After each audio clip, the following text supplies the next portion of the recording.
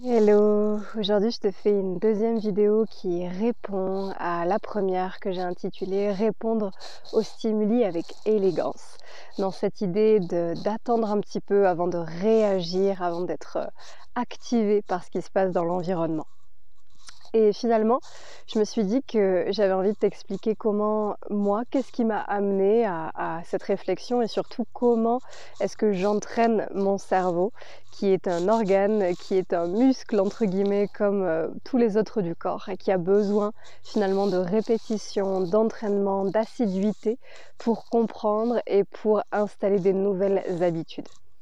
Moi, finalement, ce qui m'a permis déjà d'entrer dans cette idée d'élégance face aux stimuli extérieurs, c'est l'envie d'être plus calme, en fait. C'est l'envie de sentir que même s'il y a cette énergie extraordinaire là de réponse, de réactivité qui se met en marche quand quelque chose me stimule, j'ai pas envie de garder cette amertume ou cette, contraction dans le corps pendant des jours, voire des semaines après l'événement. J'ai pas envie de «perdre» entre guillemets mon énergie là-dedans. J'ai plutôt envie que, OK, il y a quelque chose qui m'agace, il y a quelque chose qui me déçoit, c'est là, c'est dans mon présent.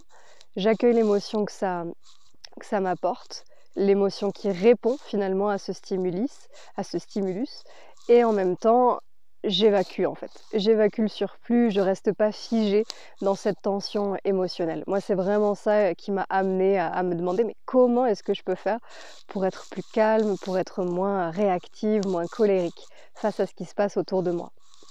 Et finalement, cet entraînement de l'esprit qui m'a permis progressivement et qui est loin d'être terminé, je pète encore des câbles pour tout et rien parfois, hein, ça fait partie de ce que je suis aussi. Eh bien, avant tout, c'est la méditation en fait. Et la méditation, c'est un bien grand mot, c'est voilà, ça peut faire peur parfois, mais en tout cas, l'idée de chasser les pensées ou de les observer, d'apaiser le corps, d'entrer dans une forme d'immobilité finalement du corps et du mental. Et au jour le jour, même 5 minutes par jour, ça suffit, hein, finalement. Quand je fais la vaisselle, j'essaye de faire la vaisselle. J'essaie de me concentrer sur ce que je fais, sur la couleur, la forme des assiettes ou des plats que je nettoie, sur la température de l'eau, sur les petites mousses que fait le liquide vaisselle. J'essaye vraiment d'être dans mes sens, en fait, d'être dans le corps, dans ce que je vois, ce que je sens, ce que j'entends, ce que je perçois de mon environnement. Et s'il y a des pensées qui viennent, j'essaye de les considérer comme des sensations, comme d'autres sensations en fait, qu'elles prennent pas le dessus.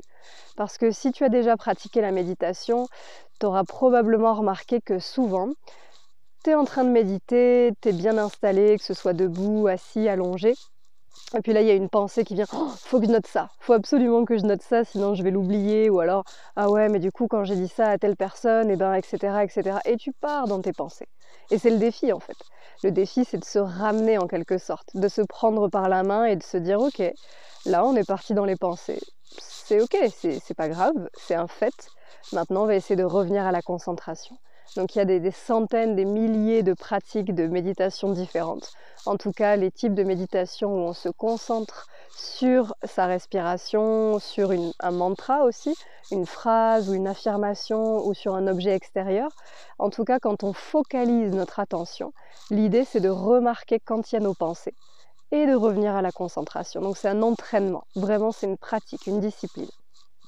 Et puis il y a la méditation de pleine conscience aussi, cette idée de s'asseoir avec, d'observer tout ce qui est.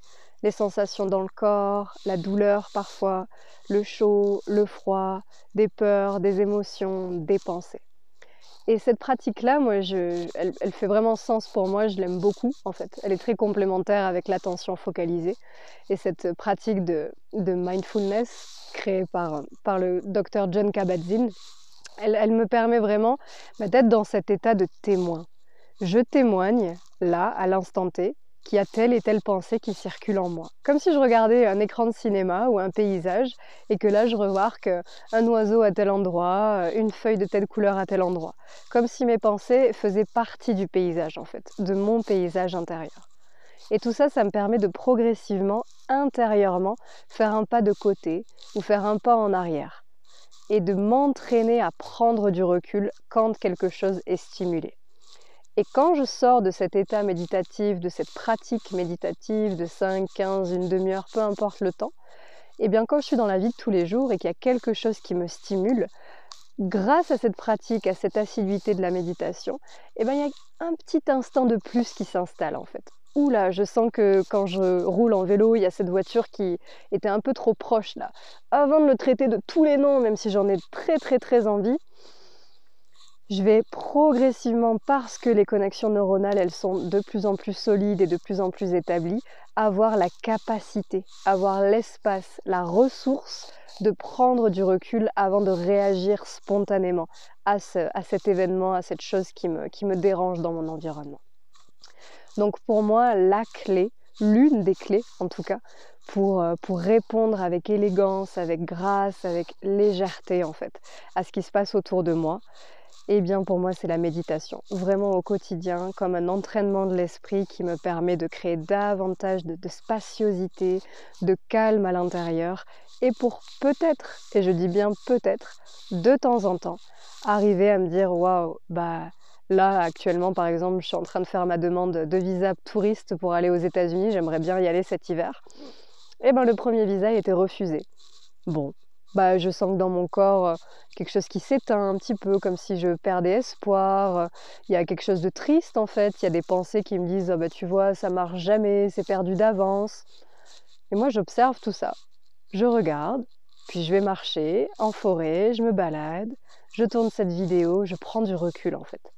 Et ça veut pas dire que mes émotions, elles sont pas là. Ça veut pas dire que j'ai envie d'éclater mon ordi et d'appeler le consulat et de leur dire: «Comment ça, vous avez pas accepté?» Bien sûr que c'est là, en fait. Cette énergie de réponse, de réactivité, elle est là. Méditer, faire du yoga, développement de soi, c'est pas changer qui on est pour moi, hein. C'est intégrer ce qui est, en fait, et y trouver davantage de calme. Donc pour moi, la méditation, que ce soit d'attention focalisée ou de pleine conscience, de pleine observation de ce qui se passe, ça m'aide considérablement dans ma vie quotidienne à m'installer dans un espace un peu comme un sas de décompression avant de répondre aux stimuli de l'extérieur. Et je te mettrai en lien la vidéo à laquelle je fais référence, qui est cette idée voilà, de vraiment lâcher prise, en fait, relativiser par rapport à ce qui se passe dans ton environnement. Merci à toi, je t'invite à t'abonner à cette chaîne si ça te parle, à la partager à toutes les personnes qui en ont besoin pour que mon message puisse être rayonné. Et puis, je te souhaite de passer de belles fêtes et un bon Yule, puisqu'aujourd'hui c'est la célébration de l'hiver. Donc, une belle transition à toi et à très bientôt.